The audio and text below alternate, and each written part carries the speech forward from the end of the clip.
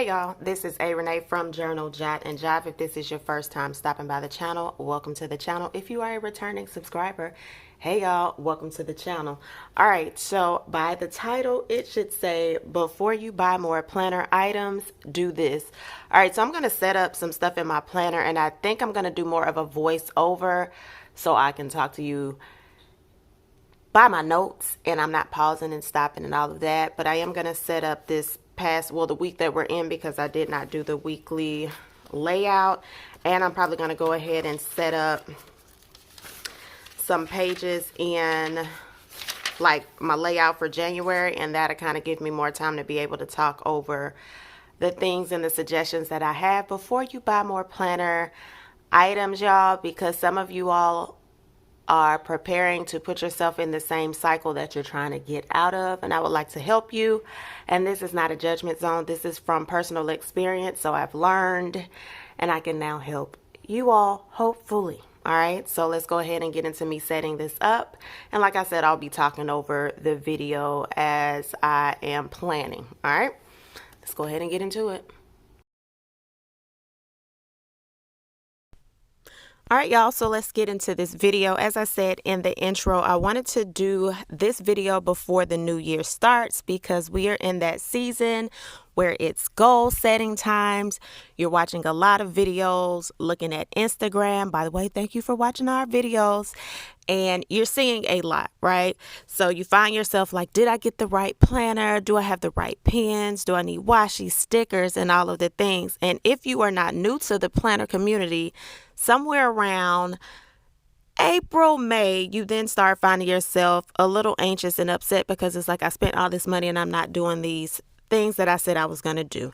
So before you get into that zone again, or if you are new to the planner, and I'm also going to say journal community, do these things first. Number one, journal your why.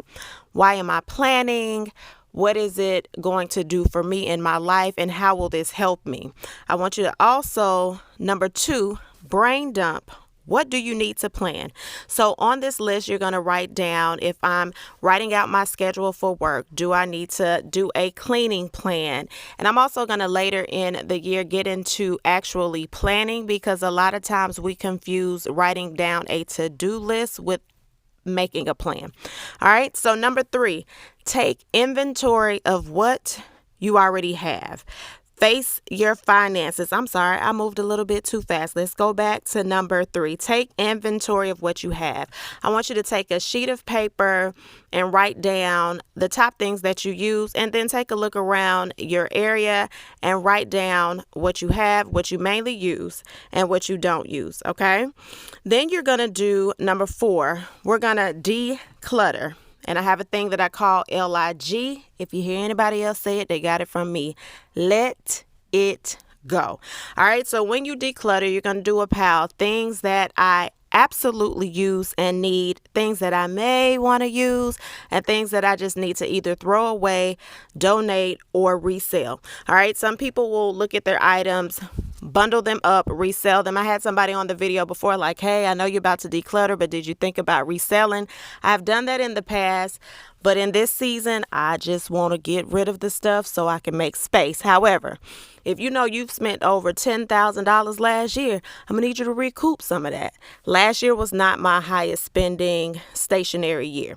All right. What are we, 4, 5? I want to say we on 5. So number 5, face your finances. All right.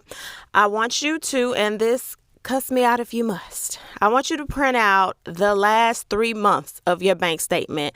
And if you're feeling bold, print out all 12 months of your bank statements, and you're going to get a highlighter. I want you to take that highlighter and highlight everything that is stationery related. I then want you to get a second highlighter, and I want you to highlight anything that you paid for Klarna or with your credit card. I want you to do a third highlighter, because you want to separate these out. Items that dealt with planner stuff needs to be in another color. Items that you did, maybe you were buying clothes and other stuff, do that so you can see the separation of what you purchased. All right. Once you calculate all of these things, I want you to see how much you spent on stationery, planner, and journal items. compare that to the debt you currently owe and how much did you dedicate to paying towards your debt. All right. So this may be a little overwhelming a little bit. So after you do that, I do want you to write a journal entry on how it makes you feel. Once you do that, you're going to set a realistic goal that requires you to use your stationery. You're going to say, this is my cap for the year and what I can spend on stationery items. So for example, I am setting mine between $850 and $1,000 for the entire year. So let's just say I do $1,000. That means I can only spend $250 per quarter. I did not break it down by month. Once I hit that mark, I cannot go over that amount. Y'all will see that in my planner. And to be honest, I don't even think I'll remotely hit that mark because I have some other things that I'm working on. The only thing that may eat up some of my budget is I want to get into fountain pens, but that's a whole nother story. All right. So again, like I said, then you're going to set a realistic goal that requires you to use your stationery. Put the things that you bought in front of you. All right. Set a routine. When am I going to open my planner? When am I going to journal? Do I need to use some of my electronic devices to remind me? This is ways that you can avoid overspending and getting overwhelmed because you have a lot of stuff and you're not getting anything done in your real life. Lastly, this is just a suggestion. Take what you want and discard the rest. If you find yourself always buying things, maybe consider talking to a therapist or someone that's trusted and journaling. Like, anytime I buy, why am I buying? Did something happen emotional? Were you sad? A lot of times for me, when I don't want to face stuff, I have a tendency to buy. And a lot of times it's around the time that I don't have money. Crazy, right? Yeah, it happens. But I just wanted to help some of you all out as we get into this new season. I believe in everything that you want to do. You are capable of doing it. Just make sure you have a plan in action before you get to swiping.